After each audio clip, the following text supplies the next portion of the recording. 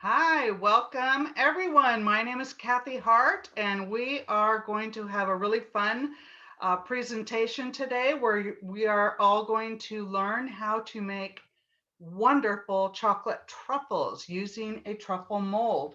Before I get into the actual presentation, I just want to show you what I've used. So this is one of the molds that I've used.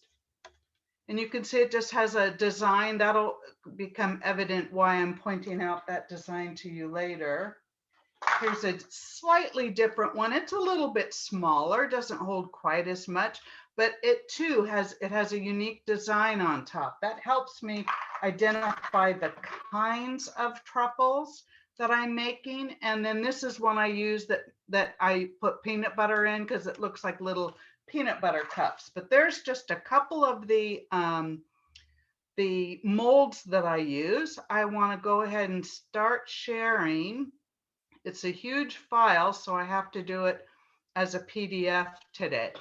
But like I said, we're going to learn how to make chocolate truffles. This won't be a live demo because I need to show things up close. And it's very simple. We're going to go through the steps. If you want to, there are lots and lots of YouTube videos that show how to make it, but truly it's very, very simple process. So today, the group that's hosting, it's two organizations, Friendship Force of Sacramento, where we explore, understand, and serve. Our group is dedicated to cross-cultural understanding, and our members travel and host others in the name of global friendship and peace. This is our local website. We are a global organization.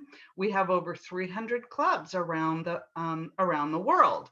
The second group that is hosting today is called the Renaissance Society at one of our local universities, California State University, Sacramento. That's where a good part of us are located in the Sacramento area. And Renaissance, we learn, share, and connect. Renaissance provides opportunities for participatory lifelong learning and community engagement for adults. Both of these organizations are fabulous, and we are doing these presentations as one way to share about our wonderful organizations with the greater community, and in hopes that you might become interested in learning more about those organizations. But it's also an aspect of service. We are giving back to our communities, especially during this time of the pandemic. So quick etiquette, I'm sure you've all been on Zooms, but we are going to have you mute yourself to minimize the background noise. You can either, because there's only, I'm not sure how many we have right now, but it's a small enough group that if you wanted to ask a question, you can either unmute to ask the question or use chat. Mary Ellen is our technical host today. She's a member of both groups as well. Thank you, Mary Ellen, for joining us and helping me. It's hard to do all of it when you're presenting, but she'll be watching the chat. If they're, if you submit a question, she'll interrupt me, no problem, and then I'm happy to answer questions. Continuing on with our etiquette, we just ask that you be kind and respectful to everyone. Remember, this is fun, and that your instructor, who is me today, is volunteering their time to present this virtual event. Now, I did send out a list of supplies and the recipe with the instructions earlier today, but we've had evidently some kind of a glitch. So I am planning to send, after this presentation, I'm going to send the recipe with the directions, and it'll also list your supplies.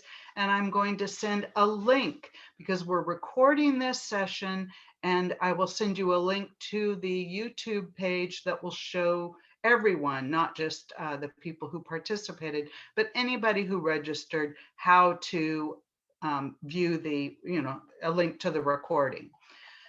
So you basically, for supplies, you want chocolate for your shell and ganache. Now I'm separating that for a reason, because you may in fact use different chocolates, and that's fine. And you can use melts. you want a heavy whipping cream, either a plastic or a silicone chocolate mold. I've seen them, both of those be used. I use the plastic ones, but I've seen YouTube videos where they're using the silicone. Where can you get it? Pretty much anywhere. You can get it at a craft store, cake decorating Hi. supply. Hi, Steve. Can you mute, please? Thank you. Um, a craft store, cake decorating, supply store, or you can buy them online. You'll need a double boiler or a microwave. I personally do it stovetop. I just feel like a double boiler is, or even a pot of water with a bowl inside, which is really a double boiler. I have more control that way. And then anything optional that you might want to add, nuts, fruits, cherries, other dried fruits, flavorings, anything like that. But you need, this is what's required, you're going to need those molds of some kind, because I'm teaching you how to make it with a mold. You can certainly make chocolate truffles and roll them by hand. It is a different look. It's very nice. I don't think it has the same wow as chocolate truffles made in a mold, but they are certainly delicious. So you want the heavy whipping cream, the chocolate, and the molds. That's required. You don't really need anything else. So what kinds of chocolate? I use Guittard chocolate melts. When I make these, I buy my melts from Winco. You can get them online. I've listed the Guittard website there. That's just a brand. Winco doesn't sell the highest quality. You can get a much higher quality if you go to the Guittard website. But honestly, for my purposes, I'm usually taking it or giving it as gifts as at Christmas or a holiday of some kind. And I've never had anyone say, wow, I just really wish this had better chocolate. I've never had anyone say that. People are delighted to get it. They seem to enjoy it. So to me, using the melts is makes it more affordable because they are less expensive. But if that's important to you, if you want to use a finer chocolate, I recommend using it for the ganache filling. If you think about it, your shell is just a tiny little coating. So if you're going to splurge, splurge on a finer chocolate for your ganache, the inside of your truffle. Now, I'm not going to go through this step by step. Like I said, I will be sending this out after the live Zoom with a link to the recording. But your ingredients are basically for the ganache, it's your chocolate and your whipping cream. Now, we're in the US, so I did pounds and cups. I'm sorry, I know I just don't know the conversion, but I know you guys know how to do it. We have trouble with that, but everyone else in the known universe can do it. So you can melt the chocolate in a microwave. I would do it definitely if you're going to go in the microwave, start at a very low power, start for a very low number of seconds, stir and repeat. I don't like that method personally because I feel like I just don't have control over it. But if I'm doing it on stovetop, I have complete control because I can see it as I'm stirring. So this is the yield is about a cup. And so you can get about 16 of those 2-inch truffles. And then I just list a couple of the possible flavor additions you might be interested in adding. So I'm going to go through the directions very quickly, and then I'm going to show you step by step because it looks like a lot of steps, but it's not. So you make that ganache and then you set that aside. You're going to make sure your molds are clean by wiping it with a napkin or a cloth. Now I melt the chocolate in, and I'm going to show you a photo of this with a pot of water and a bowl of chocolate, those chocolate melts that completely covers the top of the of the pot, because what you do not want is water or steam coming into your chocolate. I do it stovetop. Once it's melted, you're going to use a small spoon to coat the mold. Some people use I've seen it where they use a paintbrush. I've never tried a paintbrush. I've also seen where people dump in the chocolate and fill it completely and then turn it over and pour it all out, and there's just a little bit left. That method, actually the professionals use that method.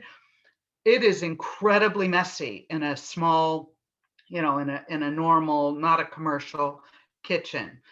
But however you do it, you want to work quickly because the coating does begin to set up. So then you pop it in the fridge, bring it back out, add your ganache, any fruits, just you leave a little bit of space at the top, pop it back in the fridge, bring it out after about 10 minutes, add that final little bit of chocolate layer on the top, let it set up, flip it over, and basically if there's anything you need to kind of clean up, you clean it up. And if you want, you can put it in a paper cup and you've got a gift. So let's look at that a little bit more in detail. Here's making a ganache. It's just those two things, your whipping cream and your chocolate. Either melt it in the microwave or stovetop, whichever you prefer. And then you're going to set that aside because now you're going to make your truffle shell. So your ganache is already, your ganache is much softer and will not harden like your shell will.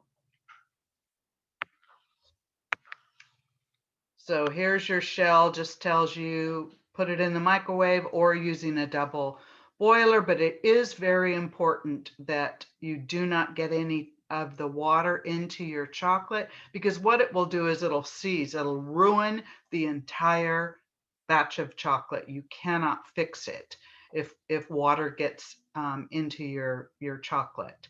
So you're going to have your molds all ready to go. You've got melted chocolate for your shell and your ganache is ready. So this is how I make the shell. I do it stovetop. Notice that the bowl completely covers my pot. That's because I don't, and I've got the water's simmering, so there's some steam coming up, but it is not a rolling boil. You just have it warm. And so if you're stirring it, that will, in a very short order, it's going to melt your chocolate. And this way, I'm not going to have any problems with the water coming into my, my melted chocolate. And so you're just going to stir until it's smooth and creamy. And then I take it off of the pot. Now here I am. This happens to be a small demi-tasse spoon, but you don't need to use a demi-tasse spoon. These molds are a little bit smaller.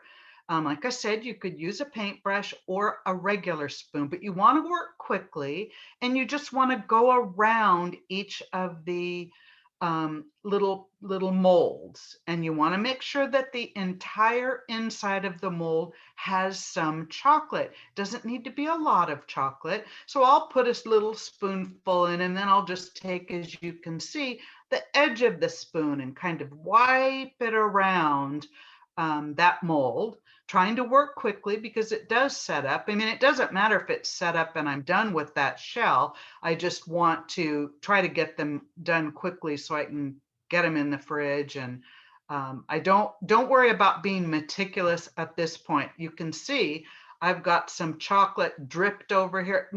None of that matters. I've got a little bit over the edge, doesn't matter. None of that will be in your final truffle. So once you've filled all the spots, you put it into the fridge for about 5 minutes to set up. And now in this particular Kathleen, we did have one question. Yes. How many truffles are you making at a time?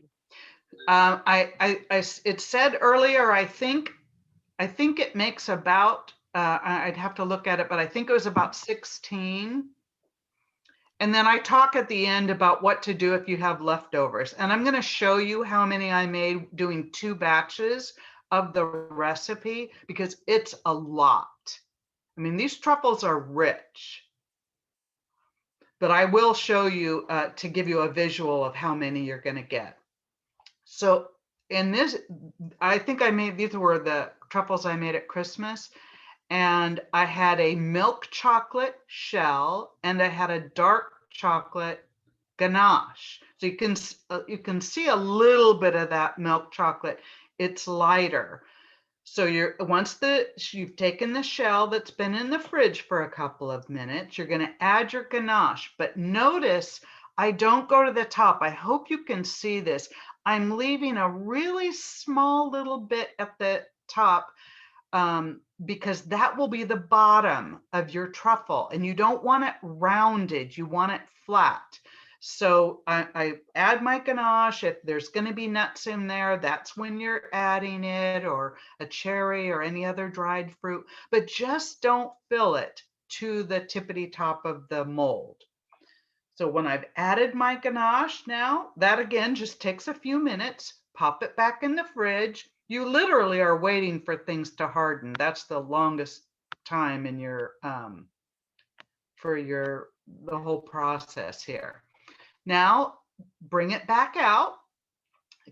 After it's had the ganache in there in the fridge for about 10 minutes, and you're going to add the shell bottom. So you can see in these molds that it was a dark chocolate ganache and they're putting a milk chocolate on top. Now you really don't want it any higher than your mold. And the reason for that is it's a superficial, not really, it has nothing to do with how it tastes. It just won't be flat. So these are a little bit high.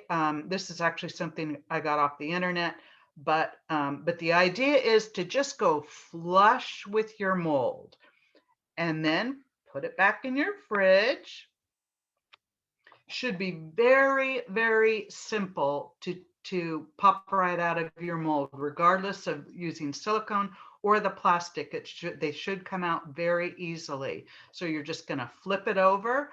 I've had to kind of press a little bit on a mold just to get it to release, but it never takes more than, just a tiny little push by my thumb or something. Now you can see this particular truffle here at the bottom on the really kind of right in the middle of this slide has some extra chocolate. That happens. This has a little bit of extra chocolate too up here more on the left side, more towards the top. That's no worries. You can either cut it or just kind of break off if there's an extra piece that might be distracting from your truffle. A shine is highly desirable. That is what you want with a finished truffle. So you kind of clean it up, and then if you want, you can put it in a paper cup. This is not a cupcake. This is a candy paper cup. Again, you can buy those online. You can get them at craft stores. You can get them at cake decorating supply stores, multiple places. But this really makes it look very, very professional. You do not have to do it. People are delighted when you give them, a small little plate with maybe 3 or 4 truffles. They're wonderful. It just really does give a beautiful finishing presentation. Well, what other kinds of things have I done in adding fillings? Caramel's great. I put caramel inside with the ganache. The ones on the bottom left and bottom right, you can see I'm working.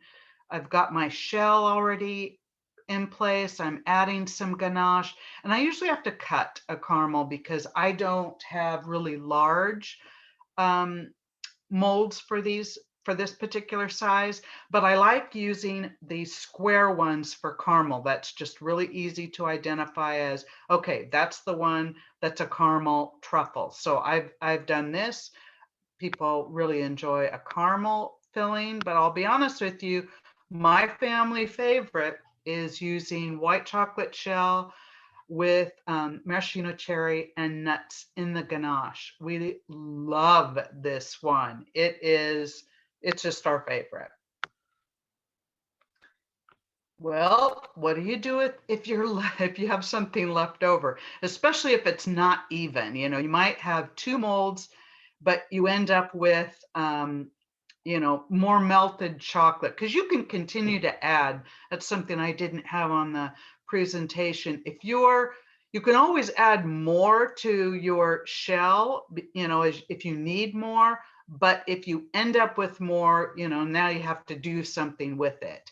But the shell is super easy to use as leftovers. So I've made some real basic ones where I didn't quite have enough to do a whole truffle. So I have a little one that almost looks like a basket. So I just did open truffles. And so they had the shell around it.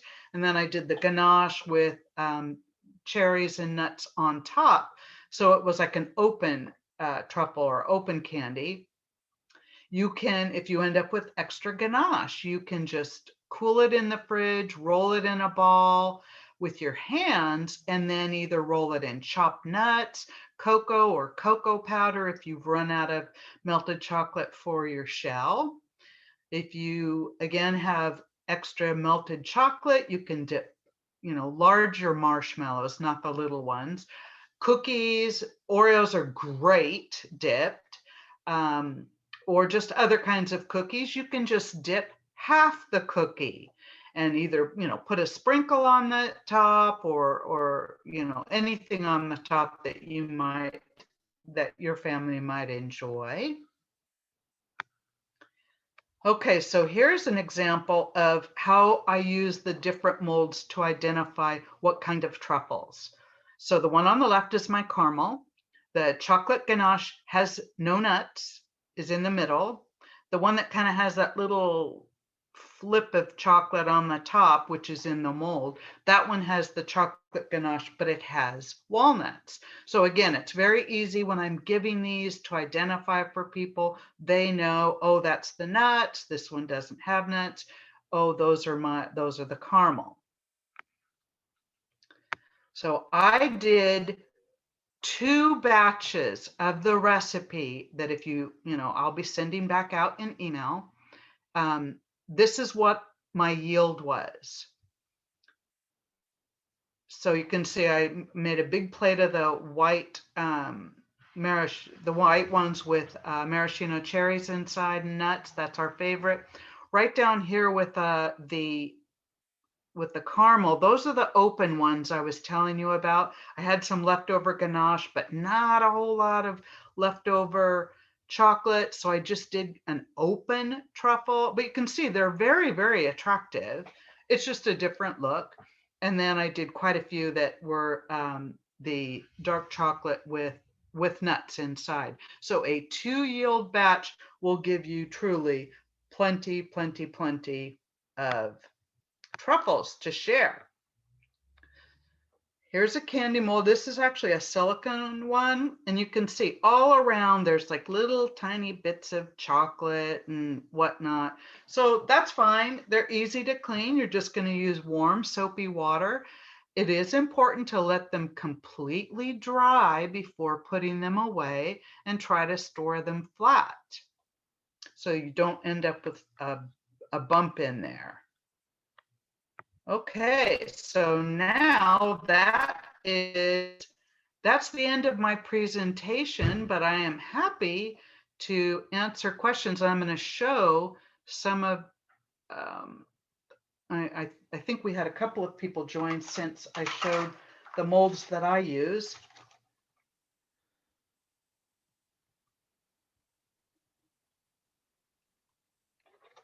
So here is, can you see me, Mary Ellen? I sure can. Okay. You might need to lift it up just a little bit. Yes.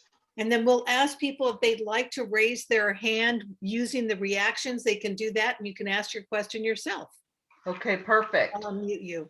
So here's one of the molds. This is the one I did the white chocolate. And this is, it's about 1 inch by maybe 1.5 inches. Here's a slightly smaller one. I actually have molds that are like 2 inches high. That's too big. That is just too much chocolate. It is a yummy topic.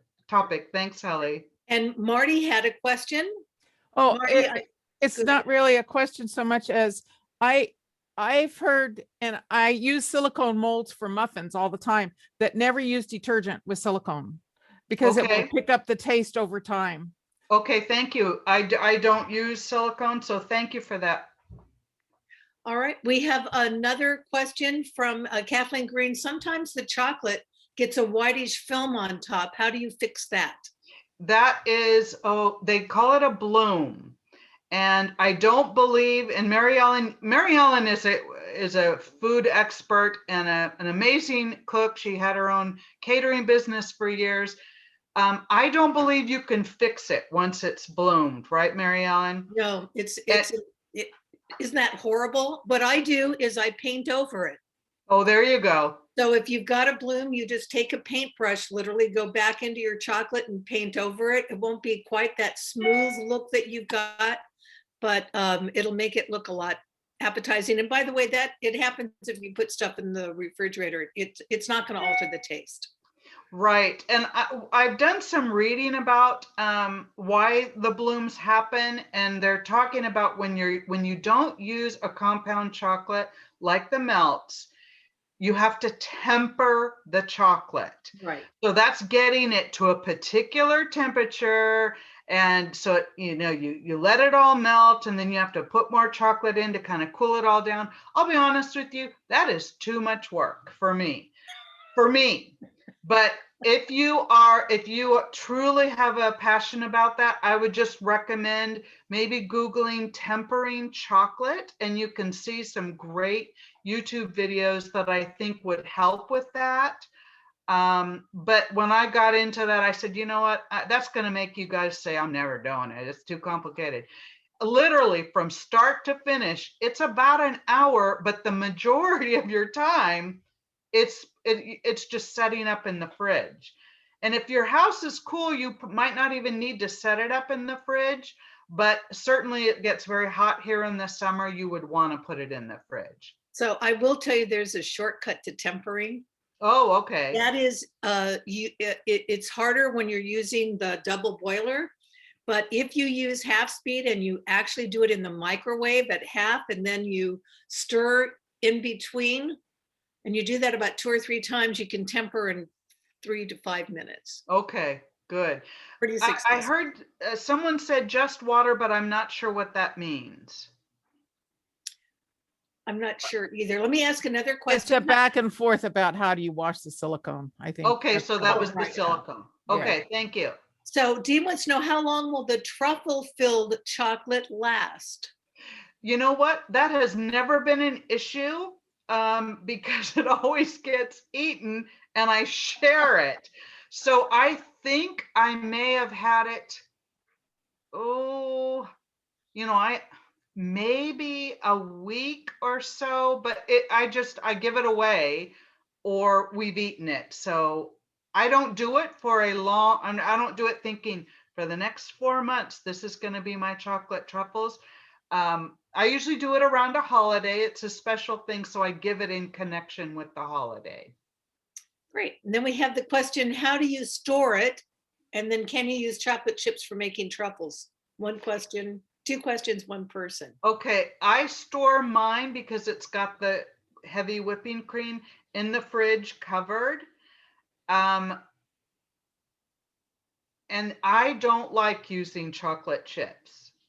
Now that's just a preference because I've done it in the past for the ganache. I just don't have great luck with it. I don't think it gets a really smooth consistency. But if that's what you have, I would give it a try. I would probably do a smaller batch to see, try it maybe a half batch and see how it works. All right. And Kathy, I'm sorry for adding things, but No. to make them, that was one of my specialties. Chocolate truffles, even with that heavy cream, will store for 4 to 5 months. Huh. The problem is you need to keep it covered because it will pick up, if it's in the refrigerator, it'll pick up the taste of other stuff that surrounds it. Well, that's good to know. Now I don't need to rush through and eat several. No, it's wonderful. You can do them as a Christmas party with some liqueur and you're going to be great. Oh, And then good. somebody was, what do you use to wash the silicone bakeware? So I think it's just water. I think, Marty, it would just be hot water or warm water. No, and for the silicone, yeah, she said yeah. no detergent. Yeah, it picks up the taste after a while. And I have muffin cups, and some, before I learned that, I can tell, when Okay. I've got a batch of 6 and a batch of 12, and when I use all 18 of them, I can tell. So Oh, eventually and then your baked good will pick up, and maybe it's more baking, but still I wouldn't want to do it with anything No. else. Yeah. yeah. Yeah. That's good to know. And then somebody mentioned there's also an edible luster dust you can paint on it. Makes Mhm. it look very elegant. Right. So Michelle, Mary Ellen says it lasts, what did you say, 4 to 6 months? 4 to 5 months. 4 to 5 months. What liqueur do you use? I've never done one with liqueur. I love it with Grand Marnier and something called Mandarin Napoleon, cherry kirsch, pop a maraschino cherry in the mold when you're using the mold ones. It's a wonderful way of doing chocolate covered cherries too. So something that is, but you can use almost any. You don't want to, that's the problem. You're going to be very careful on that alcohol. More than 2 tablespoons and your chocolate seizes. It literally hardens too quickly because it takes all the moisture out. And the question, and you don't actually have to keep those truffles. I keep, I almost brought some. I keep old, like I buy candies, seeds, whatever, and I'll put them in the box and keep them outside, but you can't have them in high heat. Right. So that becomes a problem. Somebody said, so that's kind of how long do you keep it in the, is that 2 tablespoons of liquor for the amount of chocolate in this recipe? I don't use liqueur, so I probably wouldn't even put that much in. Okay.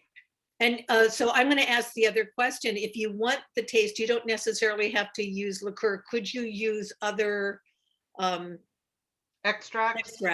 Yes, they do talk about using alcohol. I believe it's alcohol-based extracts versus water-based. So, I would just be very careful, because you don't want to. But I've had like maraschino cherry juice get in with my